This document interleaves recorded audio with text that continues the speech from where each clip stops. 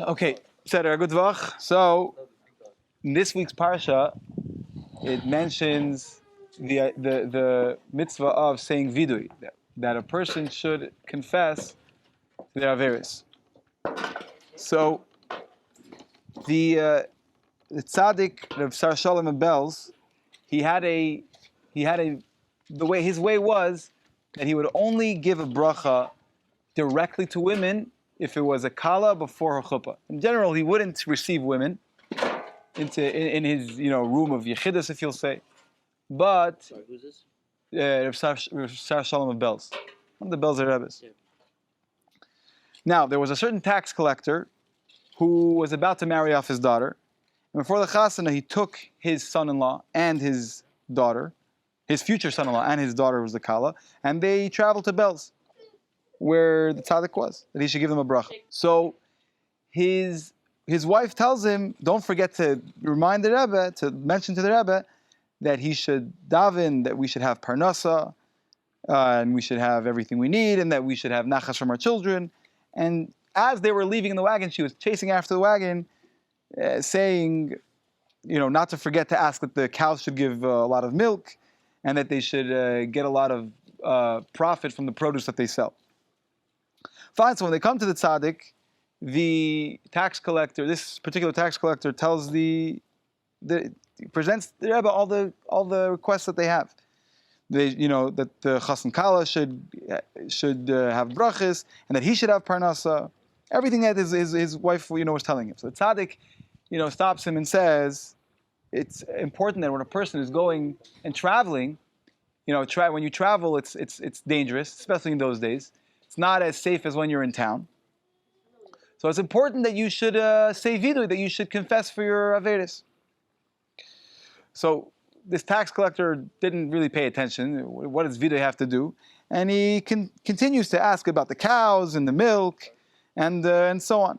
So tzaddik said again that it's important that he should say viduy, he should confess on his sins, whether he did them intentionally or if he did them by accident. And when the tax collector kept on just asking for his needs, the Belzer Rebbe thought maybe he doesn't know what viduy is. So he started saying every single word of viduy, Hashamnu, Bagadnu, and explaining each one. And the tax collector didn't chap what's going on. He's like, what does this have to do?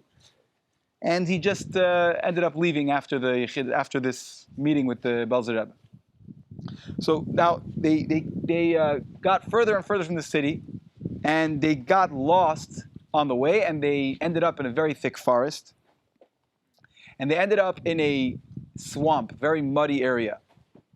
And they started to sink. They tried to get off of the wagon, but they couldn't even get out because they had already sunk to the point where when they were trying to open the wagon door, it was already at their stomach. And all of a sudden, they realized what the Belzer Rebbe had mentioned to them. And right away, they started to. I don't know what it has to do with viduy. Why they had to? Maybe they had their own inyanim that they especially had to do viduy for. But they started to confess to all their sins, and they really, from the depths of their hearts, started to cry, and they really regretted anything wrong that they may have done. All of a sudden, they hear a voice of a non-Jewish villager who's screaming at his horses to go faster. Very soon, this non-Jewish villager reaches them, and quick as lightning, without any talking, he helped them, took them out of the wagon, and brought the horses and their wagon out of this marsh, the swampy mud, and he brought them to a nearby inn. So they thanked Hashem for his chesed, for his kindness, and they thanked the guy, and they asked him, what is it? All of a sudden, out of nowhere, randomly, this guy comes to save them, doesn't ask any questions. They ask what happened. So this non-Jew answers them, and he says like this. This is the story. I was a wagon driver and also a guard for the horses of a certain nobleman. And at a certain point, while I was working for him, two very expensive horses were stolen. And he loved these horses. So first he accused me of stealing them and selling them, and he put me for a very long time into jail. After a while he let me go, in order so I should look for the horses. Maybe I'll find them in nearby markets. And he put 2 servants on me to guard me to make sure I wouldn't run away.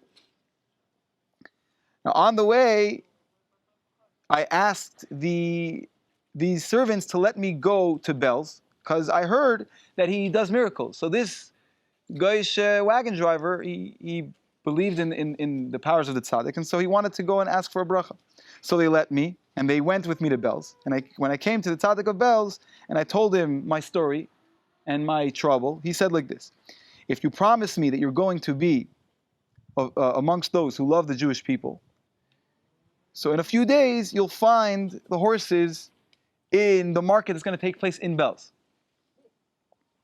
So I promised him, and that's what happened. I went to the market in Belz. That was, a few days after that, and I found the horses. And my master paid me for all the trouble that he caused me, and all the humiliation. And he gave me a lot of money, and he actually let me go. I didn't have to serve him anymore. And from the money that I had, I bought myself horses and a wagon. And now I work on the on the land that I have, and I became very, very rich. Now tonight, all of a sudden, this tzaddik of Belzer, the Belzer Rebbe, comes to me in the dream, and he reminded me that I promised to love the Yidden, and he said that I have to right away go and save the lives of some Jews who are right now sinking in mud in a certain place. So I was very lazy. It was in the middle of the night. I didn't want to get up. So I went back to sleep. It's a dream. So the tzaddik came to me a second time, and he said, "Why didn't you go? I told you have to go, and these Yidden are about to die." So I said, "Okay, I'm going to go. And he says, I gave like this, answered him, and I turned around and pulled the blanket even tighter and made myself even cozier and went back to sleep.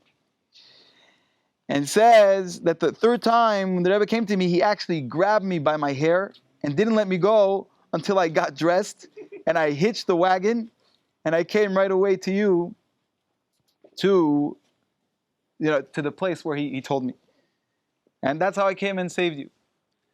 So, yeah. So here, that's the story about the Viduy.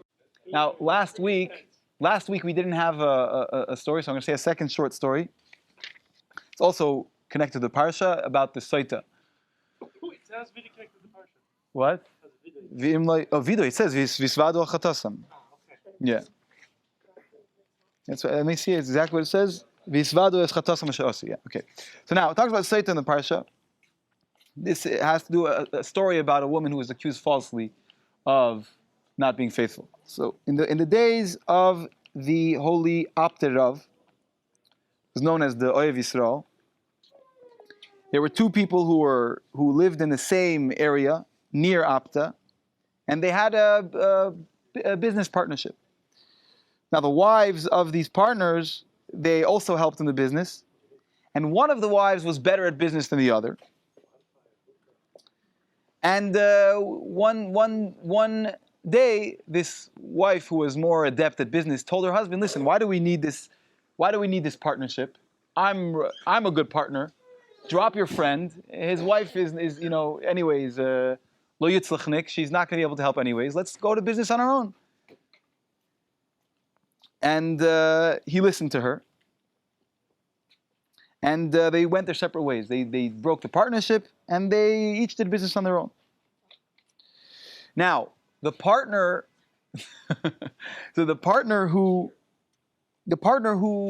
whose wife was more adept at business, his wife was like, "Yeah, we're going to do great," and she took all the credit for herself. So they actually lost a lot of their money, and they, lost more and more. And the other partner who allegedly wouldn't do so well ended up doing very, very well and became very, very successful and became very rich. So now this first woman who decided to break the partnership, she became very jealous, and she couldn't fargin. She wasn't happy. She couldn't just be happy for her friend, and she started to plot. Until the point where she came up with a plan that she would hire 2 false witnesses to give testimony that she was unfaithful to her husband, the other woman of the man who the wife of the man who was successful, to say about her that she wasn't faithful, in order that her husband would be forced to divorce her. And that's what happened. These witnesses came forward. They came to Beis Din, and the Beis Din actually made a psak din. They gave the verdict according to halacha that he has to divorce her. Now, this woman who knew that she was really innocent, God forbid, she didn't commit this sin.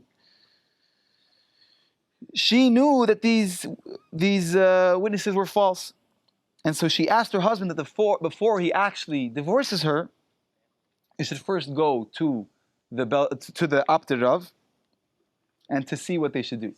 And so he listens, and they go together, and they tell him the whole story. Now, the Apter Rav saw with Ruach HaKodesh that the woman is telling the truth. He saw with divine intuition that she's telling the truth.